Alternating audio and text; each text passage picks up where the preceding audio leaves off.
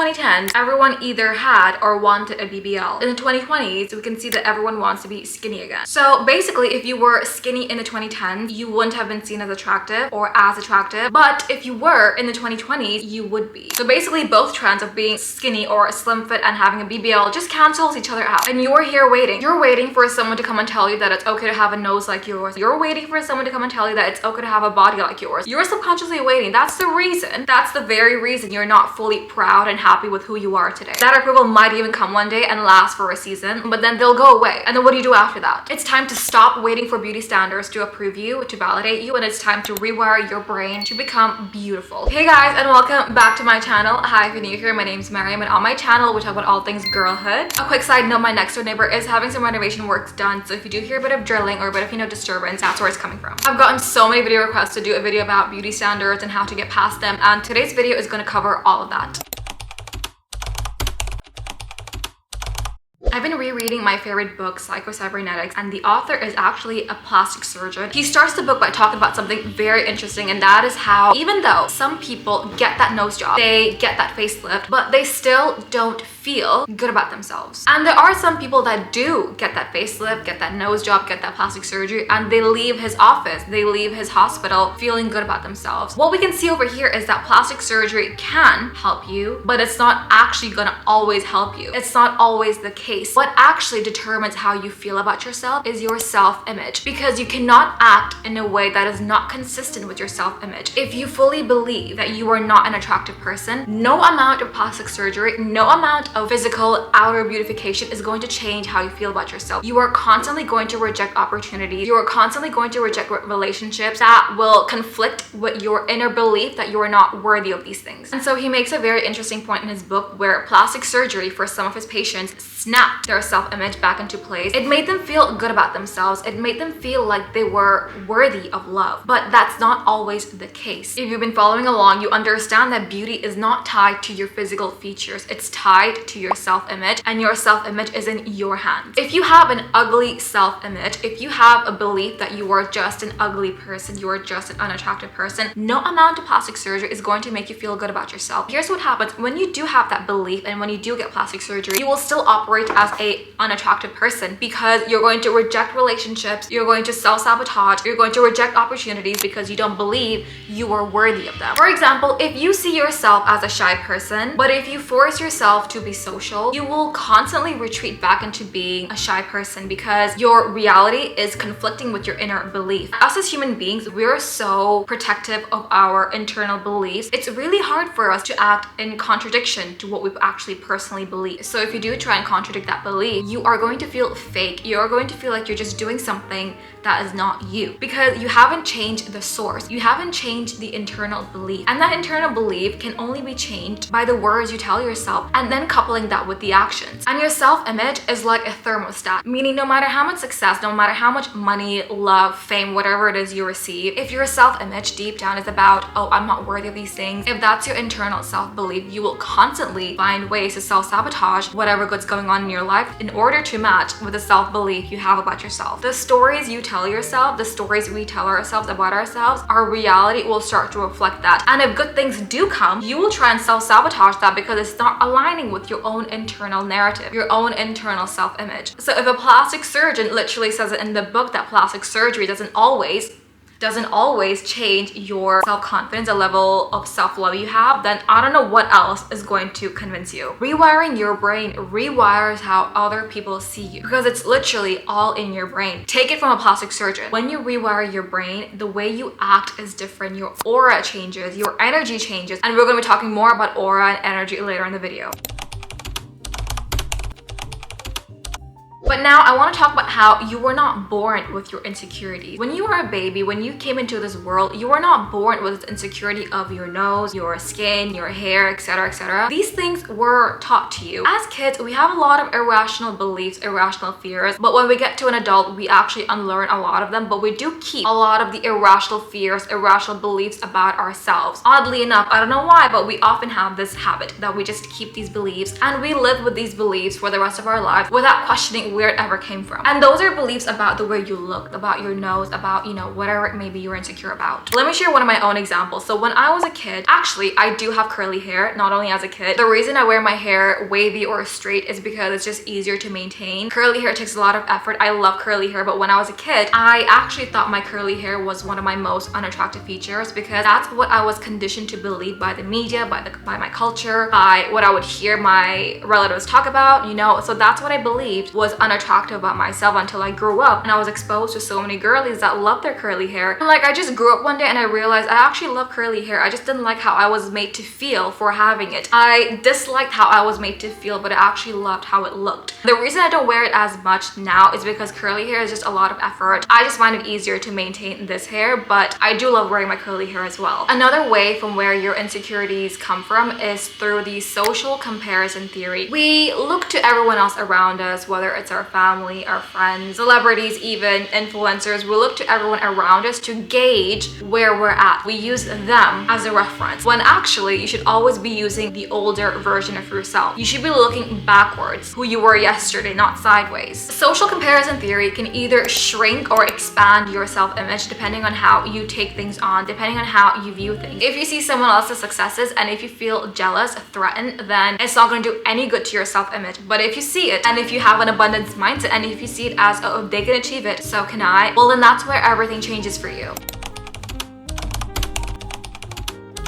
I need you to really grasp this. Feelings are not facts. Your feelings are not facts. They are real, they are valid, they are genuine, but they are not factual information. There is a big difference. And also, your inner critic is not the most important voice in your head. It's just the loudest one in your head. Your inner critic gets a lot of attention because as human beings, we are naturally inclined to look at the negatives because evolutionary wise, that's what has helped us survive. And so we tend to always look at the negatives. Even though there could be so much positive staring at us, we're always going to be inclined to look at the negatives. But it's down to you how you rewire your brain to look at the positives. And one of the ways to rewire your brain to constantly look at the positives is to gratitude journal. When you gratitude journal every single morning or every single night, you are literally training your brain to always look for good in your environment. And so that helps with that little voice inside your head, because here's what happens. You look in the mirror and your inner critic is like, oh, I don't like this. I don't like my nose. I was at the cashier today and she was rude to me because, you know, I'm not attractive. My nose is ugly. Like, you have all these negative things being said to you and you believe it because these beliefs are consistent with your current self-image. But when you change your current self-image and when you work on those inner narratives,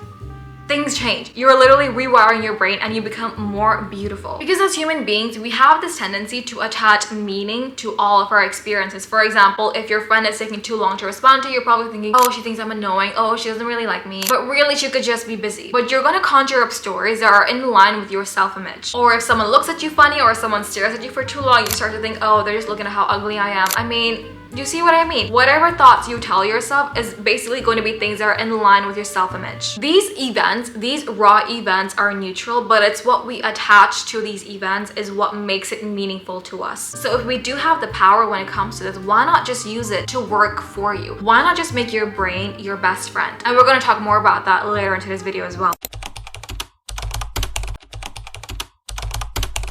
Okay guys, if I can give you the biggest tip for you for the rest of your life, is to become your own best friend. Your own bestie in your head. You know that little voice in your head? That little voice can become your best friend. That little voice can literally hype you every single time you look in the mirror. It's possible. You just have to train it. Because when you become your own best friend, you move different. You are a whole different person. It improves and it increases the level of attractiveness you have, because when you are kind to yourself, when your inner voice is kind to yourself, you are softer with yourself and you are softer with your gestures, with your expressions, with how you portray yourself in the world. You have a different way about you. You're no longer fidgeting. You're more calm and relaxed, and that only adds to your aura. It reflects in your aura. And confidence and beauty is less to do with how you look. I mean, yeah, it's a good part, but it's more to do with your aura. Right now, we're working on cleansing our aura, because when you are your own best friend, your inner vibe starts to shine outwardly. What's inside starts to come from outside. And as human beings, you know when someone's faking it. You know, you have this inner sense inside, you have this inner intuition that's never gonna lie to you. And so when you see someone who is truly, truly kind to themselves and is showing up outwardly, I mean, you're gonna see it and you're gonna feel it. And have you ever noticed that someone who feels very good about themselves, they just have this glow about them because they feel so good about themselves, because they're so content with how they feel about themselves, they also have that to give to others. You just feel this different glow around them. They just radiate calmness and assuredness and just confidence all throughout. And when you become your own best friend, you no longer, you know, feel the need to fish for compliments, because while sometimes, yes, you do want to hear those good words every now and then, but you know, when you're around people who you can just feel that they're fishing, they're just fishing for compliments. They're just fishing by saying things like, oh, I hate how this looks, I hate how my hair looks, I hate my outfit today, I hate this, I hate that. They're constantly doing that. The key word here is constantly. That there is not something that's going to pull you into them. You're going to feel that desperation kind of energy, which is honestly not attractive, and that honestly just makes your aura lose points. And when you are kinder to yourself, you subconsciously become kinder to the world. You no longer judge people as much because you don't judge yourself so harshly anymore. So you're no longer exercising that muscle in your brain. You're actually more inclined to look at the good, both in yourself and in the world around you. You're no longer nitpicking others or yourself. And when you are your own best friend, you carry bestie energy. I don't know what it is, but like, you just have this aura where when you meet new people, they can sense it and they want to be friends with you because they feel that warmth, they feel that kindness, and they feel that self-assuredness you have. And so people are going to be drawn to you even more. The beautiful thing about confidence and the beautiful thing about having aura is that none of these things can be bought. So when you do meet someone who has these things, you are just attracted to them because you know they put in the work. You know they put in the work in a world where the media, businesses, all the corporations out there just capitalize on our insecurities, on us not wanting to be sure about ourselves. So if you see a woman, when you meet a woman who has literally conquered all of this and herself, that is something worth appreciating, and that is something worth applauding. I promise you, that feeling you feel about your nose, that negative feeling you feel about your lips or whatever it is, the people in your life that love you, they don't even think about those things. Because if you asked your mom, if you asked your bestie, if you asked your friends her favorite thing about you, I highly doubt she would talk about your looks. She would talk about how you light up rooms you walk into. She would talk about how you have this amazing sense of humor. She would talk about how hardworking you are, how caring you are, how you surprise them on their birthdays. Like, she will talk about all these amazing things about you, how you make them feel. Because at the end of the day, people will not remember how beautiful you were. They're gonna remember how you made them feel. And so your focus should shift on how you look to how you make everyone else around you feel, including yourself. Because the way you look is the least interesting thing about yourself, because you don't really choose how you look. You're just born into it. What you can choose is like who you want to be as a person, what you want to do with your life, how caring you are, how loving you are, how kind you are, how respectful you are. These are things that actually are in your control, not really the way you look. Let's talk about habits that kill beauty. One main habit that kills your aura, that kills your beauty, that kills your self-confidence is a negative inner monologue. A negative narrative that you can never stop, and you spill it onto your friendships. You normalize talking bad about yourself. It's when you normalize critiquing yourselves to a point that when a friend around you is complimenting themselves, you think they're doing the most. You think they're being a bit too big-headed, you know? Like, you've normalized critiquing yourself to a point where another person celebrating themselves feels like a lot to you. It's when you compare yourself too much. It's when you think that you cannot get past this whirlwind you're in of, you know, not being able to love yourself, because you can. You thinking that there's something stopping you is a limiting belief. Nothing's stopping you from actually loving yourself. It's difficult, yes, I know, but that's why I'm here for you. That's why I need you to watch my videos, so you actually can learn how to let go of your limiting beliefs. Because if you wanted to, you could like literally walk out of your house tomorrow a new woman without even changing your face. Because like the plastic surgeon early on today's video we were talking about, like he said, it's all down to your self-image. Building a new self-image is all it takes.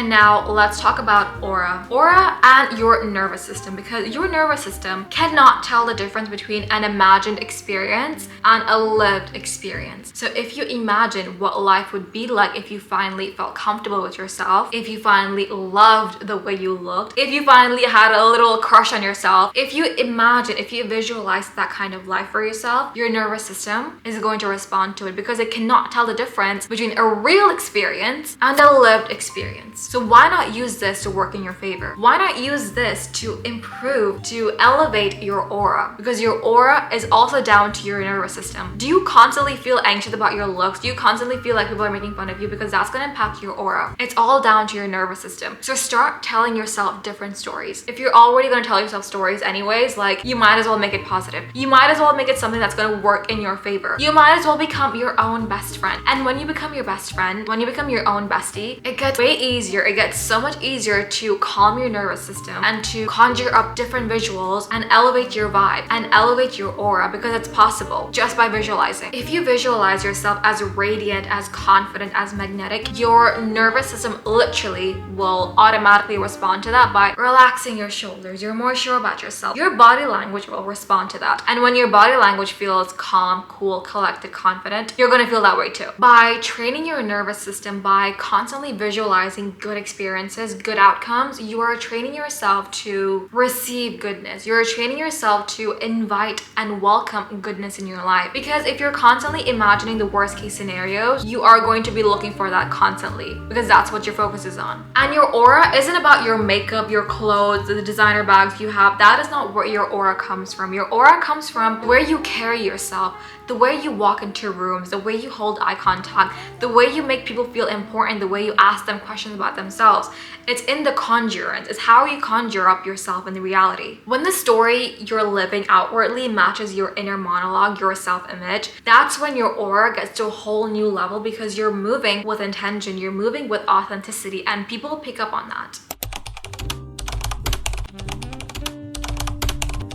And lastly, beauty has always been so diverse. Beauty has always been so eclectic. Yes, there's always been like this obsession with a certain skin tone in different media houses, but if you look at like the 80s, the 90s, the 70s, you see how like actresses actually looked different to each other. Now it sort of feels like all influencers, all celebrities look the same. But back in the day, they were sort of different. I mean, yes, I did prefer, in Bollywood at least, whiter skin tones, but like the features, I'm talking about the features, they were different. But now we all want the same plump lips, the same skinny nose, the same almond or like doe eyes or fox eye. Like, it's like the specific aesthetic that's in right now, but beauty has always been diverse. It's just this new recent thing where like we have this fixation on symmetric features, fox eye, or whatever trend that is there going on. I mean, right now we just fixate on these things, but these things are just man-made. God did not design human beings by saying, this is my best one, this is not as good. These are all man-made things. And God himself said that you are all an intentional creation of a perfect being. You are literally in your form right now, intentionally created by a perfect being. That is my favorite phrase. I always say to everyone, I need you to sit with it. I need you to journal about it, because that phrase